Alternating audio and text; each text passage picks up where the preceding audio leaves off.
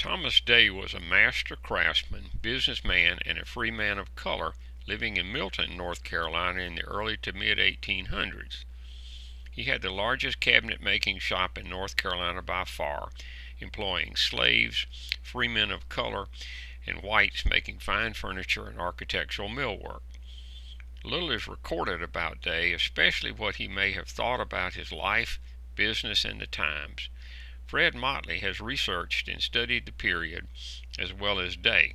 In Fred's depiction of Thomas, we can roll back time and see and hear for ourselves what Day may have felt and said. I came to Milton in 1823.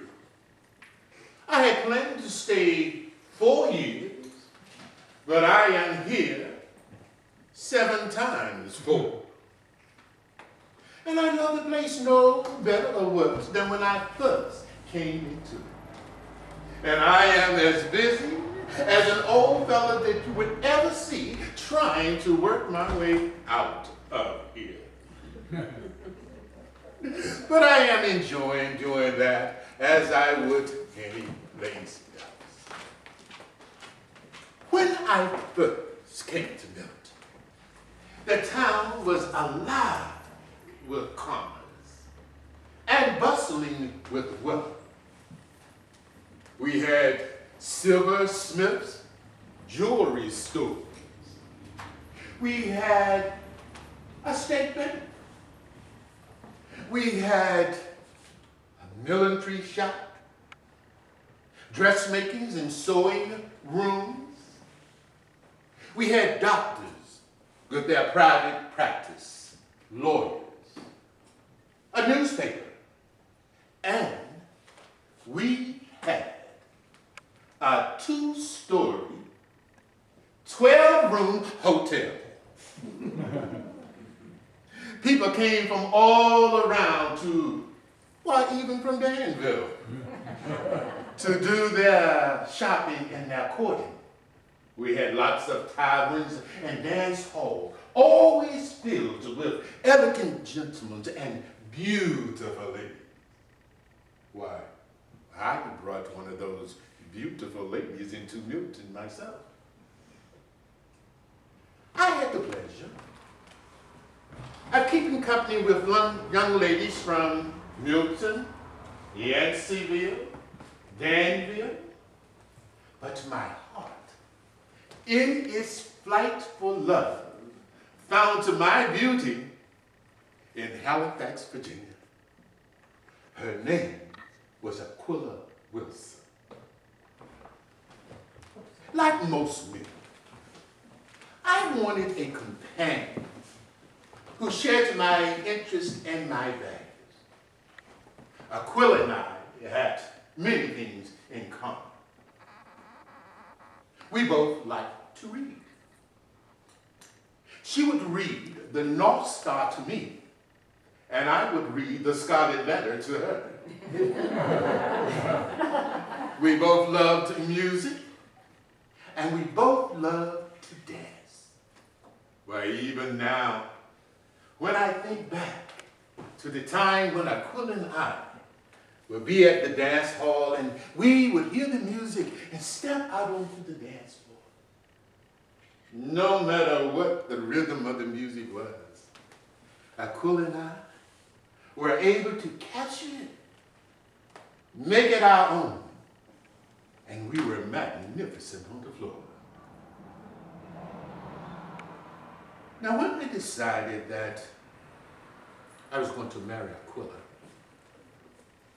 I knew that I would have to leave Milton. You see, there was a law in North Carolina that prohibited free blacks from migrating into North Carolina. They could visit, but they could not stay. And so if I married Aquila, I could not bring her to Milton to be my wife. And I knew that if it was Milton or Aquila, that I couldn't live without her. And so I would have to leave Milton. When I told some of my friends about my decision, they asked if I would give them some time to see if they could find something to aid me in my means. And so I did.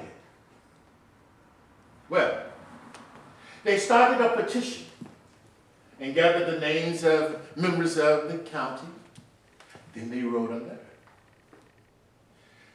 The letter, they were going to ask the legislators to amend the law. They took it to the legislature. And I am so happy to tell you that the legislator amended the law and allowed Aquila to come to Milton as my wife. Aquila and I and the children have been able to live a very good life here in Milton. I bought my first piece of property on Main Street from a white gentleman, and I paid cash for it. I wanted all of the successful white businessmen to know that I was a serious businessman. Now, land, personal property, is how a man is measured in his wealth. And his wealth is how he's able to establish his status in the community. And that status allows him to be at the decision-making table. I wanted a place at that table. So I bought the real estate. I bought land to farm. I bought the best farming equipment. I bought the best tools for wood carving. And I bought slaves. All of these allowed them to understand that I had wealth. And they gave me status. And that status allowed me to have a seat at the table to make decisions throughout the county. Now, I bought slaves because I could keep families together. I could teach them a trade. And with that trade, it was customary that they could be hired out to earn money for themselves and use that money to buy their freedom and their family freedom. I could teach them to count because numbers was important in my business. I could teach them to write because that was important in my business.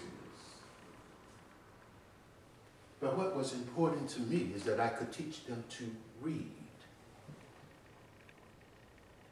I could teach them to read the Bible. And they would know that God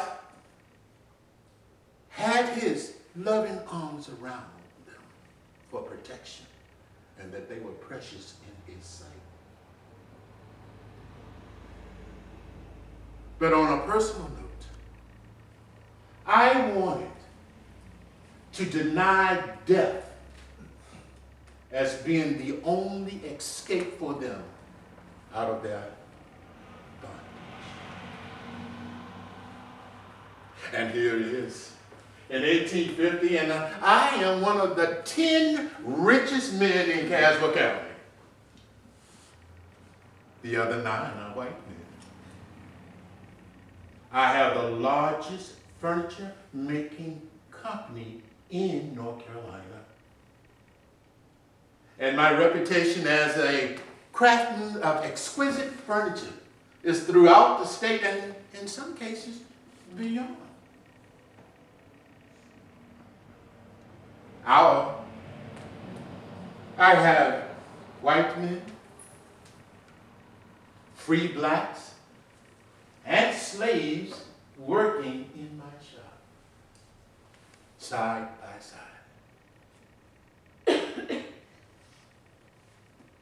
I let the wood do the talking when it comes to my design. It is the wood who tells me where the curves and the sharp edges and the flow should go in the design of this piece that I am creating. And I use the fact that I believe that no piece of furniture should ever be an eyesore.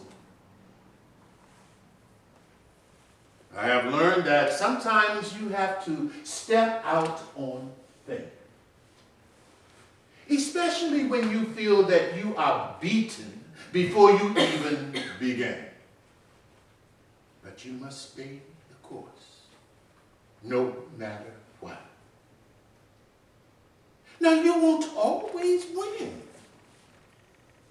but I want you to look at me, because when you do, you will see that sometimes you will win.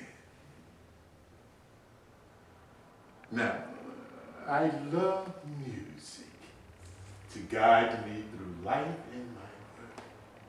And one of my favorite that moves me all of the time is I don't want nobody stumbling over my life. I don't want nobody stumbling over my life, stumbling over my life. I don't want nobody stumbling over my life. That is why I pray every day. I see that I must take my leave of you. For you see, Mrs. Finley is due to arrive any minute to look at the drawings of the whatnots that I am making for her. And she has told me that when she comes, she has some of the most wonderful news about Queen Victoria. Please, make yourself comfortable. Look around the shop and the furniture. And I say, welcome to Milton. Thank you.